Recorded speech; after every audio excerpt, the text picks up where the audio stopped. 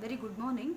Welcome to my class. We are going to see the queuing models. This is the characteristics of queuing model and what is queue behavior and queue discipline we'll see. This is under model number 2, statistical models in simulation.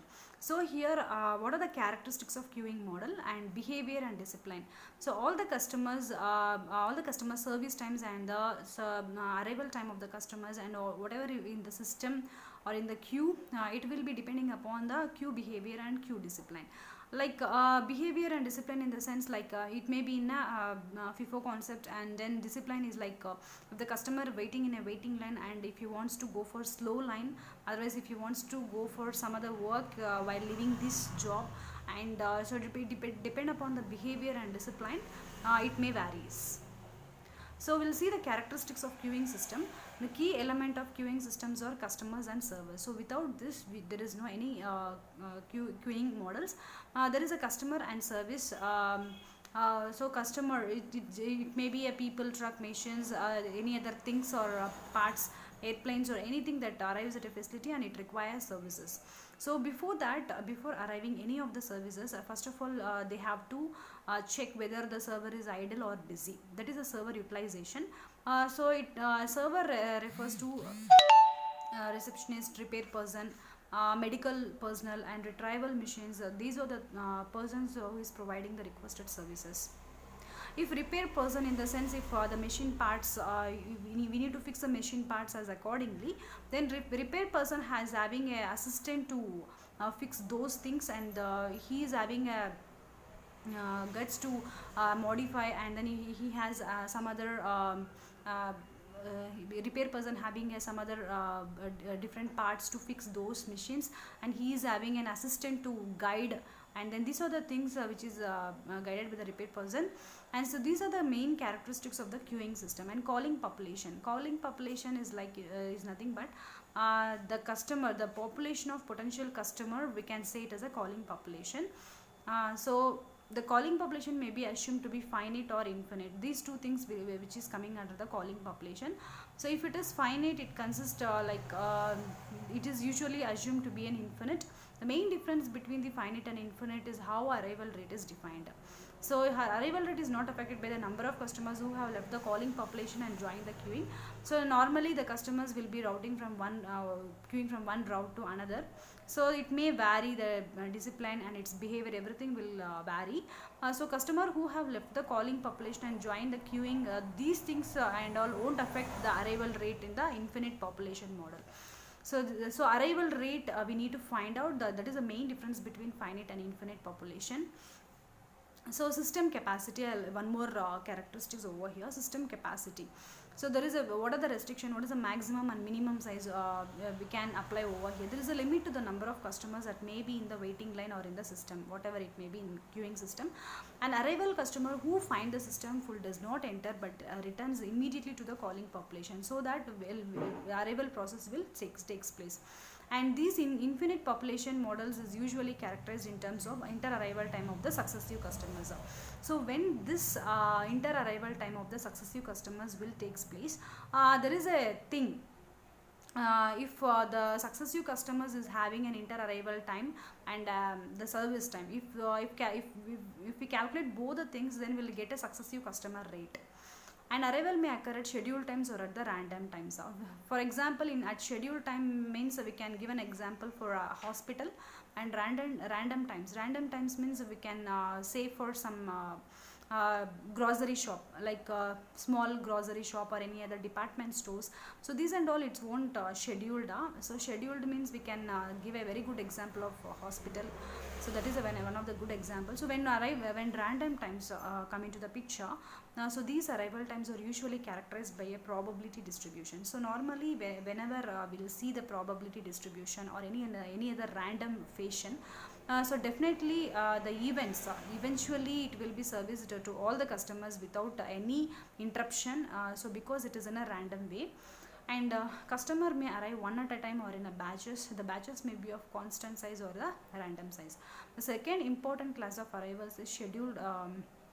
For example, scheduled airline ticket booking or train ticket booking. So this is one of the example also for the scheduled one. So third situation occurs when one at a customer is assumed always be present in a queue. This is the first situation. There is a lack of customers. Because of lack of customers, server is never idle. And for finite population model, this arrival process is characterized in a completely different way. And define there is a customer which is pending. The customer is outside the queuing system or inside, whatever it may be, parts outside the queuing system or outside the networks of queues. A member of calling population will be taken to the process. So this is the main situations we can come across. So the first thing we need to understand, any one of the customer is assumed to be always present in the queue. So the server is never idle because of lack of customer. And arrival process is characterized in a completely different way. And the third thing is the customer is outside the queuing system, and the member of the calling population will be taken to the process. So this is the first arrival time and second arrival time. In between we have an system time.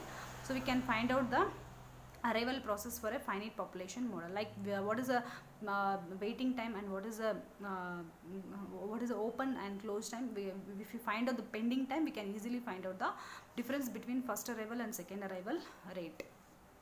So queue behavior and queue discipline. So this and all refers to the action of the customers while waiting in a queue, waiting for the service to begin. In some situations, the incoming customer will be sometime they may be in slow. Otherwise, they are waiting in a slow line or move from one line to another if they think they have chosen a slow line. So this queue discipline refers to the logical ordering of the customers in a queue, and this will be chosen for service when a server becomes free.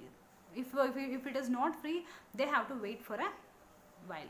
And the common queue disciplines we can see is first in first out, last in first out, service in random order, and shortest processing time, and service according to the priority. These queue disciplines will takes place. So service time and service mechanism. So these service time of successive arrivals are denoted by S1 and S2 and Sn. So they may be constant or in a random way. So this is usually characterized as a sequence of independent and identically distributed random one. We have distributions called exponential, way, bull, gamma, log normal, and truncated. So these are the distributions which has been used successively as a model of service time in different situations. So there are different situations. For each situations we can take any one of the distribution and we can apply those things. So in this we can see the similarity of normal and truncated. There is a similarity between these two things. Either in restricted, there is a restrictions in one distribution, there is no restrictions in some other distributions, we can find out. So service time and service mechanism is totally dependent upon the queue behavior and queue discipline. So here there is an interconnecting queues and number of servers who is working in a parallel. Also we can see here it's like a line of the customer takes the first available server. We already know that the common queue discipline is FIFO concept they are following, and parallel service mechanism or either a single server or a multiple server or unlimited server. So this facility is usually characterized as unlimited number of servers only. Why? Because this self-service facility is usually characterized in the unlimited number of servers. Why? Because there is a system capacity. There is no any other because we need to we have a limited capacity so that there is for all the customers and for the servers everything. So that there is a self-service facility is usually characterized over here, and based on that we can see how many number of customers takes first, and who is having the first priority will be giving a first preference. And parallel service mechanism, we already know that either it is in a single server or in a multiple server or in an unlimited server. So either these three things will be continuously routed one. So these kind of service centers and interconnecting queues having some number of servers which is in a parallel way. So like that, depend upon the queue varying number of queues and queue discipline and queue behavior, the service will be taken place. If it is a random way, otherwise it is in a probability distribution, definitely the eventually all the service will be giving to the customer who are waiting in a queue or who are waiting for to get serviced. So thank you.